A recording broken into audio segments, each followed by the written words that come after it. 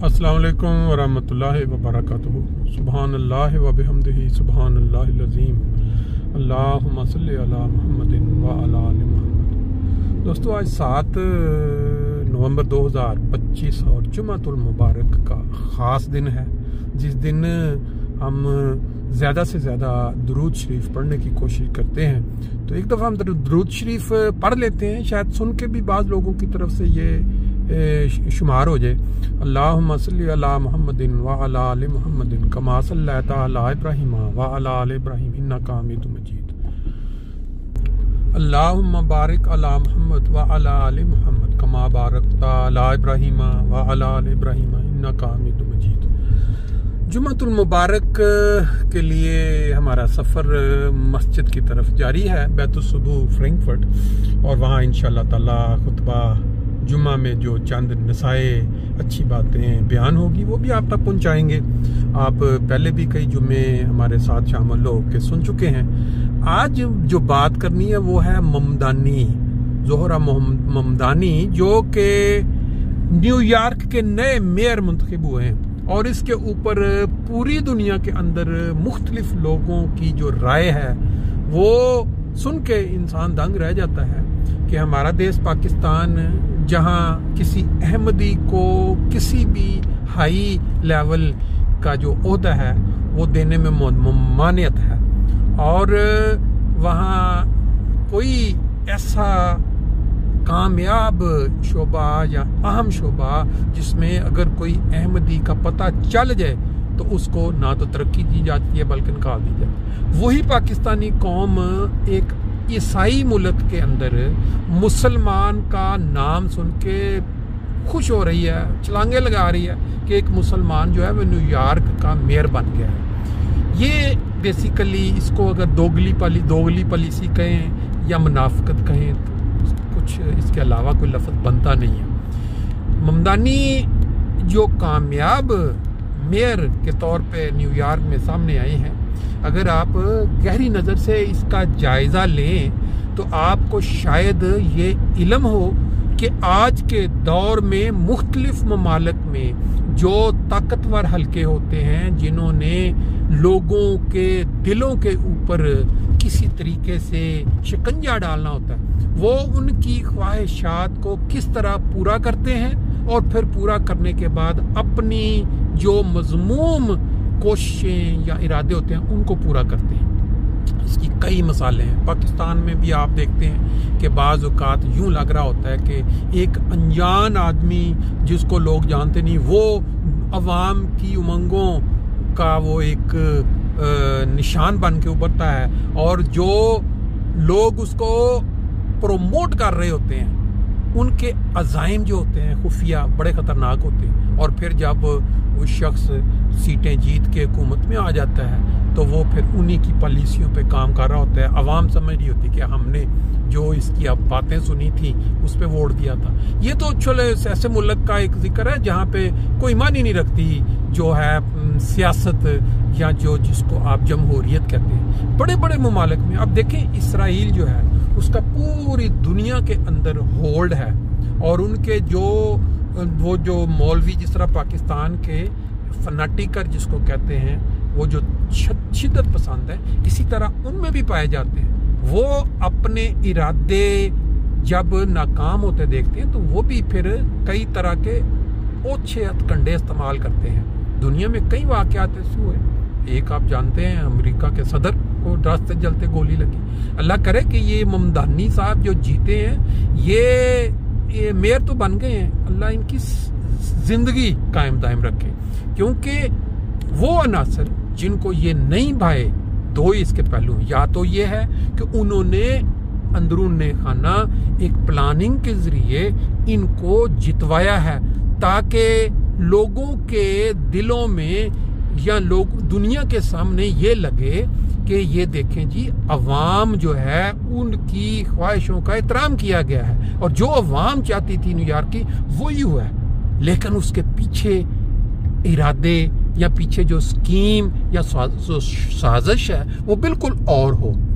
लोगों को ये भी बावर करा दिया जाए कि हमने अवाम की ख्वाहिश का जो है पूरा जो एहतराम किया है, लेकिन اصل جو بات ہے وہ وقت بتائے گا جب. اور دوسری یہ ہے کہ واقعی اگر ایسے ہو گیا ہے کہ صرف اور صرف بغیر کسی سازش کے، بغیر کسی خفیہ پلاننگ کے وہ عوام کی خواہشات کے مطابق جیت گیا ہے، تو پھر یہ ہضم نہیں ہوگی.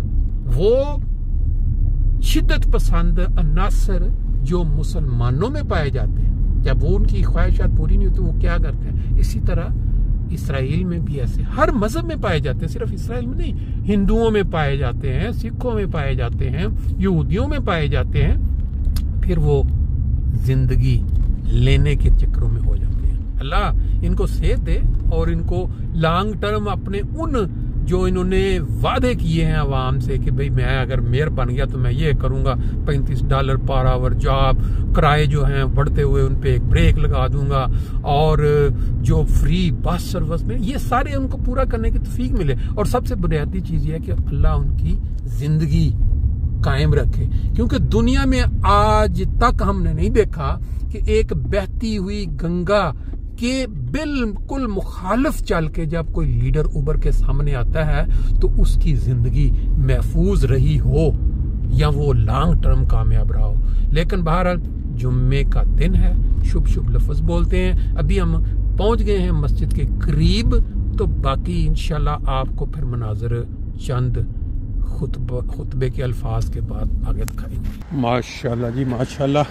موسم تو کوئی اتنا زیادہ خوبصورت نہیں ہے، دھوپ نہیں لگی ہوئی، لیکن دونوں اطراف پہ کلمہ طیبہ لا الہ الا اللہ محمد رسول اللہ کا جو بڑا بڑا لوگو ہے وہ دیکھ کے طبیعت جو ہے ایک دفعہ خوش ہو جاتی ہے کہ عیسائیوں کے دیس میں جہاں اکثریت عیسائی لوگوں کی ہے، وہاں مختلف شہروں کے اندر تقریباً 100 مساجد کے قریب جماعت احمدیہ بنانے میں کامیاب ہو چکی ہے، اور لوگوں تک ان کلموں جو بڑے بڑے کلمے لکھے جاتے ہیں مساجد کے سامنے، اس کا جو اثر ہے وہ ان لوگوں پہ ضرور ہوتا ہے، کیونکہ توحید کا یہ پیغام ہے. اور ہر مسلمان جب کلمہ طیبہ پڑھتا ہے تو وہ مسلمان ہو جاتا ہے.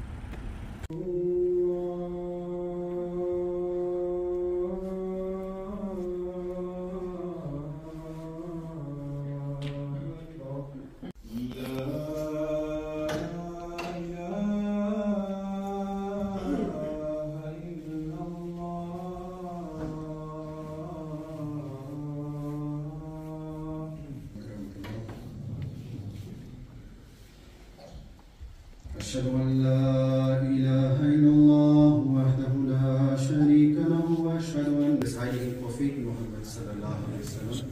اللہ تعالیٰ نے ایک موقع پر یہ فرمایا تھا کہ جو تاریخ سے واقف قومیں ہوتی ہیں، یعنی جو تاریخ سے واقفیت رکھتی ہیں، وہ قومیں ترقی کرتی ہیں.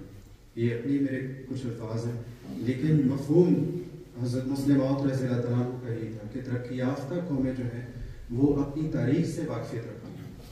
پھر حضرت حضور انور رضی اللہ تعالیٰ عنہ عزیز نے بھی یہ فرمایا کہ محنت کرنے والی قومیں تاریخ سے سیکھتی ہیں.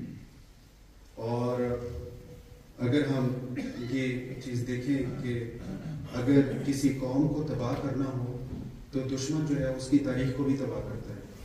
یہ ہمیں تاریخ سے بھی پتہ لگتا ہے. یہ ہم اگر جرمنی کی تاریخ کو دیکھ لیں تو جرمنی کی تاریخ میں بھی یہ چیز نظر آتی ہے کہ جو نازیز تھے انہوں نے یہ کتابیں بھی جو ہیں وہ جلائی ہوئی تھی.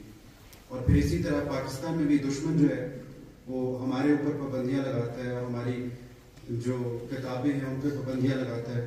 اور اس کا مقصد یہ ہوتا ہے کہ اگر کسی قوم کو تباہ کرنا ہوتا ہے تو پھر ان کی آئیڈینٹی اور ان کی شناخت کو بھی تباہ کرنا پڑتا ہے، اور یہ کوشش پھر وہ کی جاتی ہے. اسی طرح ہم اگر اسرائیل اور غزہ کو دیکھیں تو ادھر بھی صرف ایک قوم کو بھی تباہ کیا جا رہا بلکہ اس کے ساتھ ساتھ اس کی تاریخ کو بھی تباہ کرنے کی کوشش کی جاتی ہے اور اس کو بدلنے کی بھی کوشش کی جاتی ہے. تو اس نقطۂ نظر سے ہمارے لیے یہ ضروری ہے کہ ہم اپنی تاریخ کو ہمیشہ یاد رکھیں اور اس کی قدر کریں. اور اللہ تعالیٰ کا ایک بہت بڑا انعام ہے کہ خلیفہ وقت کے ذریعے حضور انور رضی اللہ تعالیٰ عنہ عزیز ہمیں بار بار تاریخ کی طرف توجہ دلاتے ہیں. اور کئی سال ہو گئے کہ ہمیں سیرت کے پہلو اور اسی طرح صحابہ کی زندگیوں کے بارے میں آگاہ کرتے ہیں، تاکہ اس کے ذریعے ہمارا ایمان جو ہے وہ پختہ ہو، اور ہم جو جس طرح پہلے ہمارے جو پہلے ہیں صحابہ ہیں اور باقی مسلمان ہیں، ان کے بعد بھی آنے والے جو قربانیاں انہوں نے دی، ان قربانیوں سے ہم بھی سیکھیں اور تاریخ کی اور ان کی قربانیوں کی قدر کرنے والے ہوں۔ اور تاریخ کو یاد رکھنے سے جیسا کہ بتایا گیا ہے کہ شناخت بھی بڑھتی ہے، اور پھر ہم اثر لینے والے نہیں ہوتے بلکہ خود اعتمادی سے دوسروں پر اثر ڈالنے والے ہوتے ہیں۔ تو پچھلا جو حضور انور کا خطبہ تھا اس میں حضرت صلی اللہ علیہ وسلم کی سیرت کے حوالے سے ذکر فرما رہے ہیں۔ تو حضور انور رضی اللہ تعالیٰ بنصر العزیز نے کئی معجزات کا بھی ذکر کیا اور کئی واقعات کا بھی ذکر کیا۔ وقت کبھی کی وجہ سے میں صرف ایک واقعہ آپ کے سامنے رکھتا ہوں، اور وہ حضرت ابو ذر رضی اللہ تعالیٰ عنہ کا واقعہ ہے کہ دے سکتے ہیں۔ اللہ تعالیٰ ہمیں اس کی توفیق عطا فرمائے کہ ہم حضور انور کے خطبات سے خوب فائدہ اٹھانے والے